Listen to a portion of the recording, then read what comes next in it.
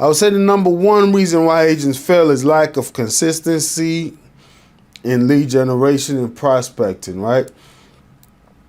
Because this is it's not like a retail store where you open it and then customers just come in and purchase stuff, right? Here you gotta generate, you eat what you kill, as a hunter-gatherer, right? You gotta generate leads and you gotta prospect. And you need a strategy on how to go about that. You know, you can check out my previous episode on business plan.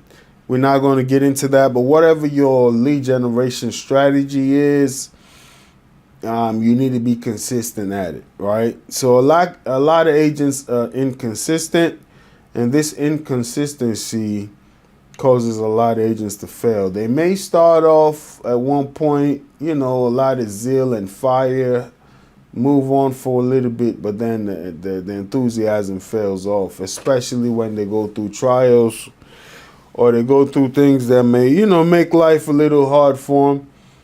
They just throw in the towel. So lack of consistent lead generation and prospecting is the number one reason why agents fail. Well, actually, this is not in any particular order. Just one of the reasons, all right? Treating real estate like it's a hobby instead of a business. You know, I was guilty of this in my initial years of doing real estate, you know, especially being that I had a full-time job. You just treat it like, I can do without it today. If I don't feel like it, I don't do it today, you know. So that's almost a hobby. If you don't feel like playing golf today, you don't go play golf. You don't feel like going to the basketball court today, you don't do it. You don't feel like watching a movie today, you don't do it. That's a hobby. But a job or a business is like, if I don't wake up and go to work, I may get fired. Do you treat real estate as such? So I had to just change my mindset, right?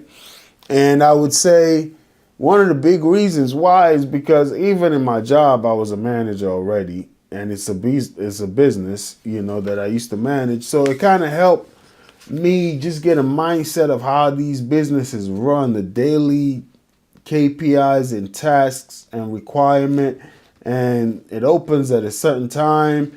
If you don't open your door at a certain time, you get clients calling the corporate office, right?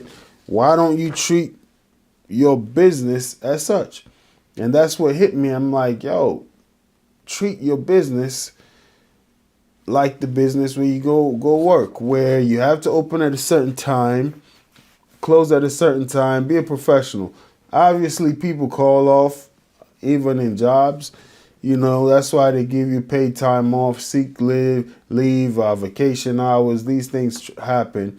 But for the most part, stop treating your real estate business as though it was a hobby, right? Look at these retail stores or the doctor's office, the dentist office.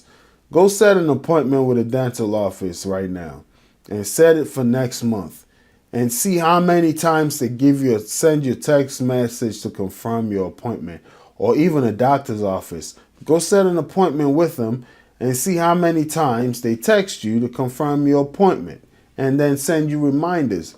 Do you do that for your clients when you set up a showing? Do you text them and follow up and say, hey, I want to confirm our showing? Are you going to be there? Do you do that for your listing appointments? You treat real estate as though it's a hobby and not a business. And that's why most agents fail. So no daily schedule or structured routine. And once again, this goes back to treating it like a hobby. Because when it's a job, you have a schedule. Like, okay, at this time I clock in, at this time I clock out. You know, treat it as such. You are a business, you know. You have to treat it as such. Structured routine. You know, I think it's Jay-Z that said, I'm not a businessman, I'm a businessman. Like, I'm a business. He's a business entity himself.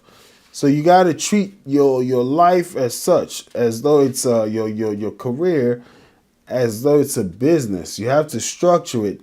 A daily schedule. Like today I clock in at this time, I clock off here. a structured routine. So yes, things happen. As I mentioned, even in the business or job, you got personal sick time where you got to call out. You know, you may have a family emergency. These things are allocated and by a company. But for the most part, once that day off is gone, you go back to your routine. The same should happen in your real estate business. You got to have a structure, right? Daily schedule and a structure routine. And most agents lack that. They just go to the office and they wing it. You know, whatever happens, happens. And there's no structure in how they go about running their business. They don't have any plan or strategy on how they go about it. They just, you know, whatever happens, happens. And that's just not the right way to go about things, right? Your ultimate hub for real estate insights, breaking news, entrepreneurial wisdom, investing strategies, and self-development hacks. If you're ready to expand your mind and stay ahead of the game floor, you're in the right place.